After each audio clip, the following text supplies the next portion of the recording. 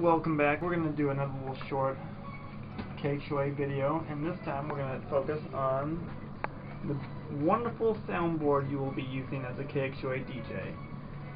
All your inputs are marked. The Gettner you won't really use.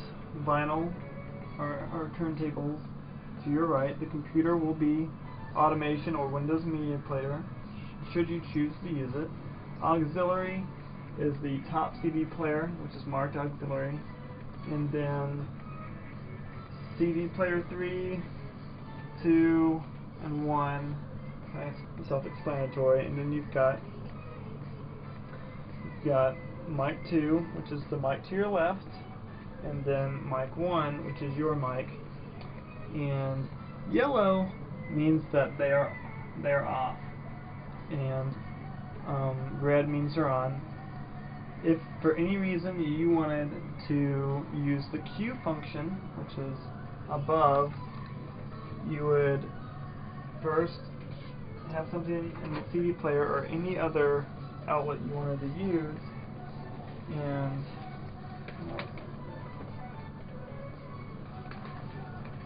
while I'm getting the CD to queue up, your volume control in the studio is this knob above this titled monitor, and this is completely your volume. If you want to put it on 10, you can put it on 10. If you want to put it on 0 and listen through the headphones, you can do that too.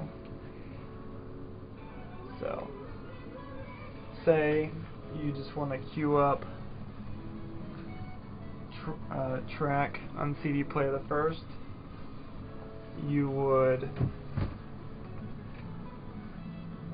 hit the Q button on CD player 1, but you also need to make sure that CD player is on yellow, because you can cue something even if it's on red and it'll play through the queue, but it'll still play over the air as well. You always want to make sure you always want to make sure that the yellow button is pressed when you have the queue on.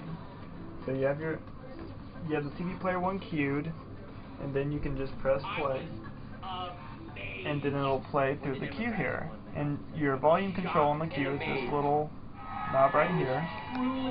So if you ever want to play a track that you're not familiar with, or you're not sure if it's the track that you want to play, you go ahead and you can use the queue function.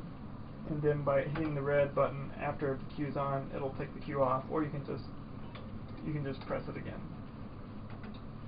So that's how you do the queue function, and there are plenty of things you can use this board for besides just the basic playing CDs just at volume 10, which is where you need to keep your volumes most of the time. On volume 10 there's a sticker that says so. But a good way to test is by looking at the ones under audition. Those are the ones you care about, and you want your needles to never spin more than just a second in the red. A second, maybe a second and a half in the red, that's fine, but I like to keep my needles around here on the top, around the 2 area. It's a safe spot for them.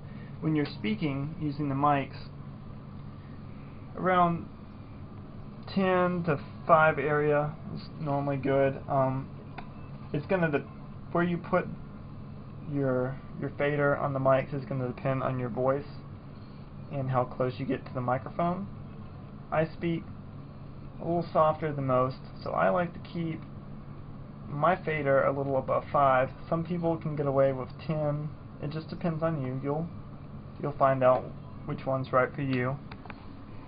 And that's some of the ways you can use the soundboard. Also, once you see this area, notice this little sign. You always want this button to be on. Can't really explain to you why, but you know what? That's what the sticker says, and we're going to do what the sticker says. These should always be off. Sometimes when you're using the phone, it'll slap around, but you always want those to be off. And don't touch these green buttons. There's a sign that says that as well. Just leave them be. and those are all the things you're going to use. And in a second we're going to show you guys how to fade in and out of songs.